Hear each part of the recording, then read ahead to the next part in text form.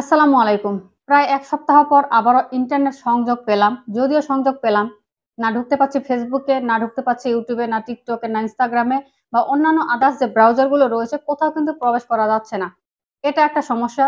Bangladeshi news মিডিয়াগুলোর উপর মানুষের আস্থা ভরসা কতটুকু সেটা আমরা জানি। সেই অনুযায়ী কিন্তু আমাদের সোশ্যাল মিডিয়াগুলোই ভরসা সঠিক এবং সত্য তথ্য পাওয়ার জন্য। তো যেহেতু ফেসবুকে ঢোকা যাচ্ছে না, কোথাও কোনো সোশ্যাল মিডিয়ায় ঢোকা যাচ্ছে না বা ঢুকলেও এত স্লো যে কোনো কিছু দেখাও যাচ্ছে না। তো আজকে আপনাদের সাথে শেয়ার করব কিভাবে ভিপিএন ব্যবহার করে আপনারা সোশ্যাল মিডিয়ায় ঢুকতে পারবেন। আপনাদের যদি ওয়াইফাই কানেকশন থাকে তাহলে আপনারা কিন্তু ভিপিএন ব্যবহারের মাধ্যমে যেকোনো সোশ্যাল মিডিয়ায় প্রবেশ করতে পারবেন। এটা আপনি টিকটক চালাতে পারবেন, ফেসবুক চালাতে পারবেন, ইউটিউব চালাতে পারবেন এবং ব্রাউজও করতে পারবেন। তো কোন ভিপিএন ব্যবহার করলে সবথেকে ভালো হবে সেটা আপনাদের সাথে শেয়ার করব এবং ভিপিএন কিভাবে ইনস্টল করবেন, ডাউনলোড করবেন, কিভাবে কানেক্ট করবেন সবকিছু দেখাবো আজকের ভিডিওতে। তো দেরি না করে চলেন শুরু করি। শুরুতে যেটা বলবো যে এই সমস্ত আন্দোলনরত শিক্ষার্থী ভাই বোনেরা রাস্তায় রয়েছে এই মুহূর্তে দেশের এই পরিস্থিতিতে যারা আন্দোলন করছে দেশকে বাঁচানোর জন্য তাদেরকে আমরা পূর্ণ সমর্থন করি, তাদের জন্য আমরা দোয়া করি। যারা সরাসরি অংশগ্রহণ করতে না পারি তাদের জন্য আমরা মনে প্রাণে দোয়া করি, তারা যেন সফল হয়, বাংলাদেশ যেন সোনার বাংলাদেশ সত্যিকারে ফিরে আসে, সেই দোয়া এবং শুভকামনা সবসময় থাকবে। তো চলেন দেখে আসি কিভাবে আমরা ভিপিএন নামাবো।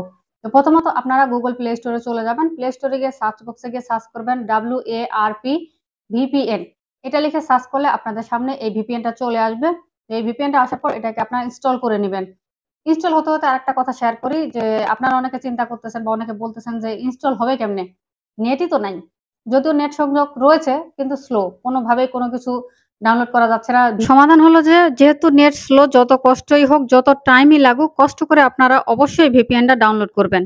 আচ্ছা, ভিপিএন কানেক্ট হয়ে গেলে আপনারা সোশ্যাল মিডিয়ায় প্রবেশ করার চেষ্টা করেন। আশা করছি আপনারা সোশ্যাল মিডিয়ায় প্রবেশ করতে পারবেন। তবে হ্যাঁ, ভিপিএন নামাইছি তার মানে এটা না যে আপনার স্পিড সুপার ফাস্ট হয়ে যাবে, এমনটা কিন্তু না। আপনাদের যে কানেকশন স্লো ছিল সেটা কিছুটা ইমপ্রুভ হবে এবং আপনারা যারা সোশ্যাল মিডিয়ায় প্রবেশ করতে পারছেন না একবারেই, তারা হয়তোবা সোশ্যাল মিডিয়ায় প্রবেশ করতে পারবেন, নিউজগুলো দেখতে পাবেন।